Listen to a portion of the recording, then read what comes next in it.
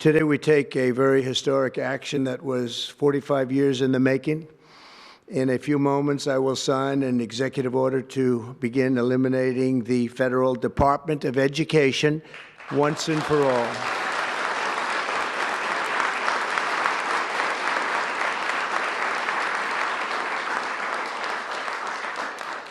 And it sounds strange, doesn't it? Department of Education, we're going to eliminate it. And everybody knows it's right. And the Democrats know it's right, and I hope they're going to be voting for it because ultimately it may come before them. But everybody knows it's right, and we have to get our children educated. We're not doing well with the world of education in this country, and we haven't for a long time. And we're pleased to be joined today by the woman who I chose because she's an extraordinary person. And hopefully she will be our last Secretary of Education, Linda McMahon. Linda, thank you. Thank you very much. That's another interesting statement. It's an interesting opening, right? But it's true, and it's been amazing how popular this has been. I tell people that this is what I'm doing today, and they say, oh, it's about time. Everybody says it. Republicans and Democrats have said it. They're all saying it. Also with us are some terrific people. Governors Greg Abbott. Greg, thank you very much. Governor Ron DeSantis, thank you very much, Ron. Mike Braun, congratulations on your victory, Mike. That was a big one. Mike DeWine, thank you very much, Mike. Jeff Landry. Jeff, thank you very much, Jeff. Bill Lee, thank you. Governors, all governors. Brad Little. Brad, thank you very much. Where are you, Brad? Hi, Brad. Jim Pilan, thank you very much, Jim. And Kim Reynolds. These are all people very interested in education. And I even see Dan Patrick over there, my friend Dan Patrick. We're joined also by Representatives Tim Walberg and Virginia Fox, Rick Allen, Michael Rulli, and again, Dan Patrick. Thank you very much, Dan. You've been a great friend of ours. And State Attorneys General Ken Paxton. Ken, I see you there. Andrew Bailey. Andrew, what a job you've done, Andrew. You have some good cases going. You've done a great job. Thank you very much. And co-founder of Moms for Liberty, Tiffany Justice. She's been a hard worker. Thank you. Thank you, Tiffany. When President Carter created the Federal Education Department in 1979, it was opposed by members of his own cabinet, as well as the American Federation of Teachers, the New York Times editorial board, and the famed Democrat Senator Daniel Patrick Moynihan. History has proven them right, absolutely right. After 45 years, the United States spends more money on education by far than any other country, and spends likewise by far more money per pupil than any country, and it's not even close. But yet, we rank near the bottom of the list in terms of success. It's an amazing stat. Those are two stats you don't want. The most money spent per pupil, and you're at the bottom of the list. And that's where we are, like it or not, and we've been there for a long time. 70% of 8th graders are not proficient in either reading or in math. 70%.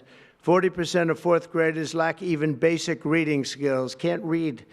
Students in our public elementary and middle schools score worse in reading today than when the department opened by a lot. In Baltimore, 40% of the high schools have 0 students who can do basic mathematics. Not even the very simplest of mathematics. I said, give me your definition of basic, and they're talking about like adding a few numbers together. Despite these breathtaking failures, the department's discretionary budget has exploded by 600% in a very short period of time, and it employs bureaucrats in buildings all over Washington, D.C. And as a former real estate person, I will tell you, I ride through the streets of Washington and it says Department of Education, Department of Education. I said, how do you fill those buildings? It's crazy what's happened over the years. I'm pleased to report that after offering these federal employees 2 generous buyout options, and they were very generous, and they're good people, but they were very generous. My administration has initiated a reduction in force, and we're already cutting numbers that were really surprising to a lot that we were able to do it so successfully. And we've cut the number of bureaucrats in half. 50% have taken office, which is great. Thank you. Under the action I'm taking today, a small handful of Democrats and others that we have employed for a long time, and there are some Republicans, but not too many, I have to be honest with you.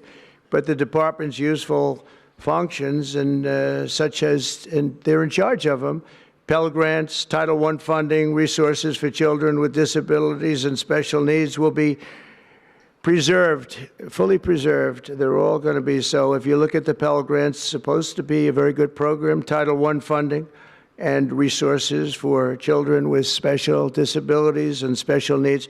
They're going to be preserved in full and redistributed to various other agencies and departments that will take very good care of them. And that's very important to Linda, I know, and it's very important to all of us.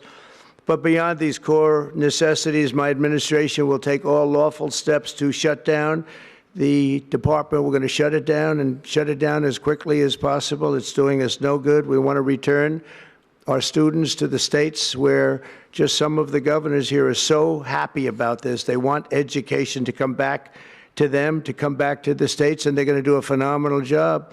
You know, if you look, Denmark, Norway, Sweden, I have to tell you, I give them a lot of credit. China's top 10. And so we can't now say that bigness is making it impossible to educate, because China is very big. But you have countries that do a very good job in education. And I really believe, like some of the governors here today, from states that run very, very well, including a big state like Texas, but states that run very well are going to have education that will be as good as Norway, Denmark, Sweden, and those top, Finland, those top countries that do so well with education. I think they'll do every bit as well. And what do you think about that, Governor? Do you agree? I think so. Ron, do you agree? I think so. Florida? Iowa? That's right. I really believe that. They'll be as good as any of them.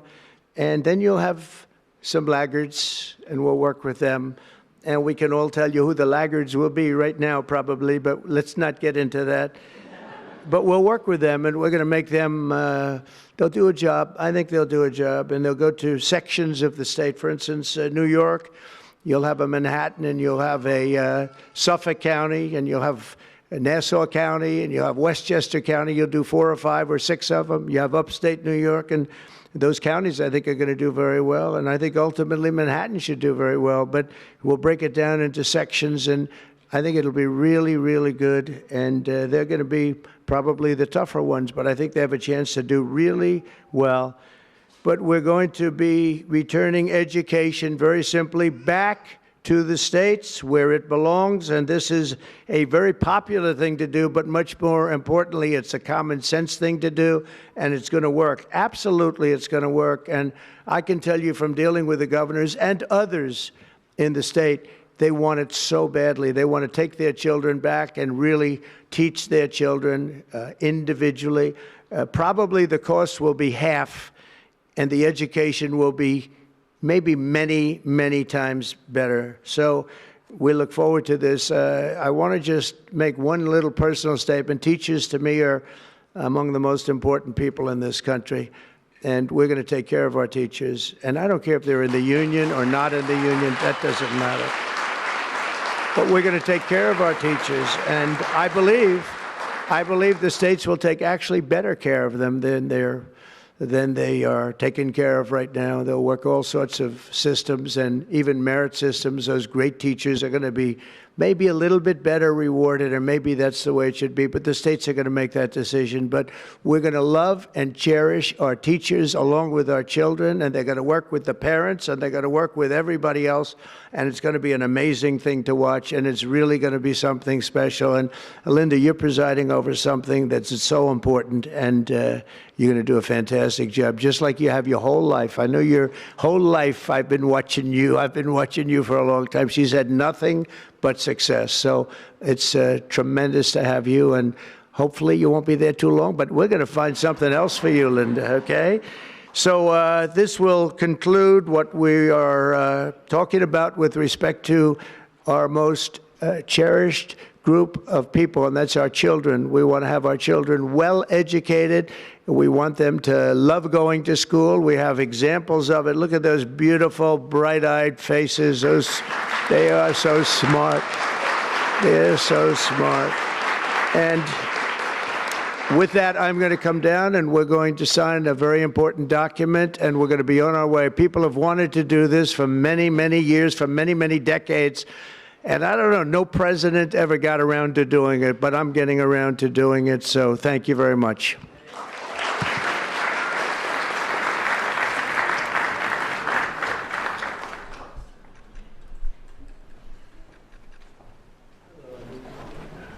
Good-looking people here.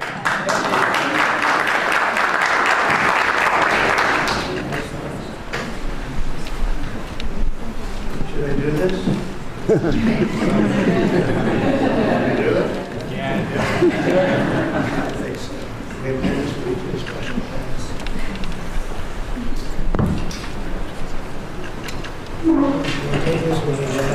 was very lucky. I signed another document that turned out to be very good for the country, and I said, let's use that same pen. I don't know, is anybody superstitious? Ron, are you superstitious? Let's use that same pen.